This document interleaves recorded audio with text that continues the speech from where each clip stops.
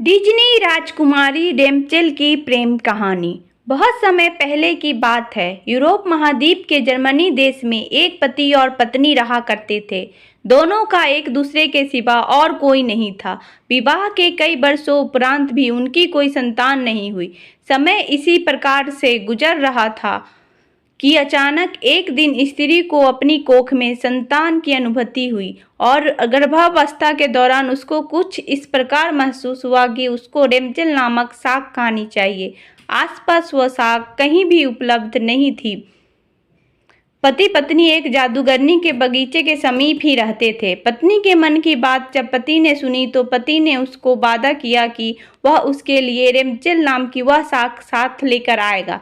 बगीचे में चोरी से घुसकर उसने वह शाक अपनी पत्नी के लिए तोड़ी और यह क्रम कई दिनों तक चलता रहा। एक दिन बगीचे की मालकिन जादूगरनी ने, जिसका नाम डेम गोथले था, उसे यह चोरी करते हुए देख लिया और जादूगरनी ने पति को बंधक बना लिया। पति जादूगरनी के सामने बहुत गिड़गिड़ाया और अंततः जादूगरनी एक शर्त पर वह शाक उसकी पत्नी को लिए देने के लिए राजी हो गया। शर्त यह थी कि संतान के जन्म के बाद वह उसे जादूगरनी को सौंप देगा। मायूस मन से पति ने उसकी वह बात मान ली और बच्चे के जन्म होते ही उसे जादूगरनी के हाथों में अपनी पुत्री को सौंप दिया। जादूगरनी ने अत्यंत मनोयोग से उसकी पुत्री का पालन पोषण किया और उसका नाम उसी के शाक के नाम पर रेमचेल रखा। रेमचेल एक अत्यंत रूपवती कन्या के रूप में धीरे धीरे विकसित होने लगी। उसके सुनहरे बाल और अद्वितीय रूप की चर्चा आसपास की जगह पर धीमे धीमे से फैलने लगी। कन्या के 12 वर्ष के होते ही जादूगरनी डेम गोथले ने उसको एक ऐसी मीनार में कैद कर दिया जिसमें न तो कोई आता था, न दरवाजा था और न चढ़ने के लिए ही कोई सीढ़ी। इसमें एक ऊंचे स्थान पर एक कमरा था जिसमें कि केवल एक खिड़की थी। जादूगरनी अपनी जादुई शक्तियों के माध्यम से छोटी बच्ची तक पहुंचती और हर दिन उससे मिलने के लिए दिन के समय जरूर जाती। इसी प्रकार से दिन बीतने लगे। वह बच्ची बड़ी होकर एक अत्यंत रूपवती स्त्री के रूप में विकसित हुई। उसके लंबे सुनहरे बाल इतने लंबे हो गए कि बाद में जादूगरनी उनके सहारे मीनार पर चढ़कर कमरे में आने और जाने लगी। ऐसा करते वक्त वह रेमचेल को पुकारते हुए कहती, रेमचेल अपनी बाल गिराओ ताकि मैं तुम्हारे सुनहरे बाल पर चढ़कर ऊपर आ सकूं।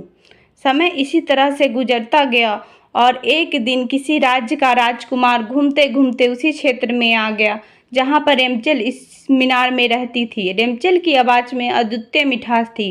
वह गाती थी तो जैसे समय ठहर जाता था। एक दिन राजकुमार को टहलते टहलते मधुर आवाज़ सुनाई पड़ी। वह आवाज़ कहाँ से आ रही थी यह जानने के लिए जब राजकुमार मीनार के पास गया तो उसे दिखाई पड़ा कि एक ऊंची मीनार के ऊपर कमरे में एक सुंदर रूपवती स्त्री रहती है। उसकी इस मीठी आवाज़ को सुनकर राजकुमार उसकी तरफ अत्यंत आकर्षित हुआ और वह अपनी उत्सुकता पर काबू नहीं रख सका।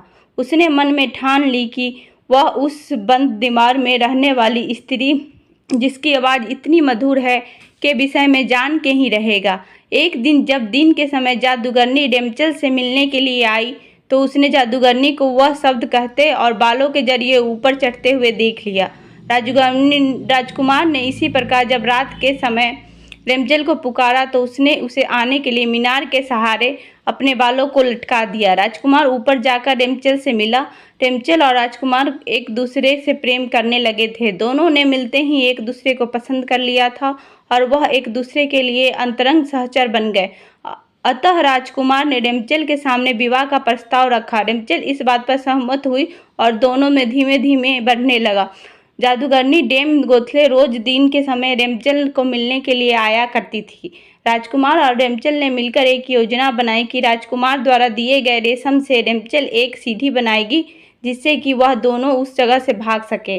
रेमचेल की मुखरता के कारण जादूगरनी डेम गोथले राजकुमार के रेमचेल के पास आने और उसके गर्भवती हो जाने का पता चल गया। जादूगरनी डेम गोथले ने रेमचेल के मीनार से बाहर निकाल दिया और जंगली जानवरों के बीच से जंगल में विचरने को अकेला छोड़ दिया। और वह सभ्यन उसी मीनार के चढ़ने के लिए उसने रेमचल के बालों को काटकर उन्हें मीनार से बाहर लटका दिया ताकि राजकुमार ऊपर चढ़ सके और उसे कोई शंका न हो। जब राजकुमार रेमचल के मिलने के लिए उस रात आया तो रेमचल की जगह जादूगरनी को पाकर वह भयभीत हो गया और मीनार से कूद पड़ा, जिससे कि नीचे पड़े कांटों से उसकी दोनों आंखों की रोशनी चली गई। जब राजकुमार नीचे गिरने लगा उसके हाथों में रेमचल के कटे हुए बाल आ गए और रेमचल की लंबी बालों का लट राजकुमार के साथ ही नीचे गिर गई। नीचे उतर पाने का कोई अन्य तरीका न होने के कारण जादूगरनी डेम गोथले उस मीनार में फंस गई और अंततः मृत्यु को प्राप्त हुई।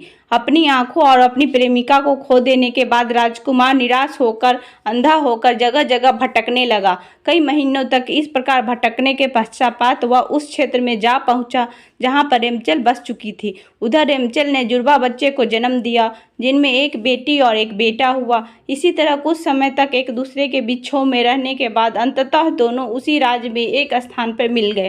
राजकुमार की दृष्टि वापस आ गई और रेमचल के लंबे सुनहरे बाल उसको वापस मिल गए और दोनों हंसी खुशी अपना जीवन साथ में बिताने लगे।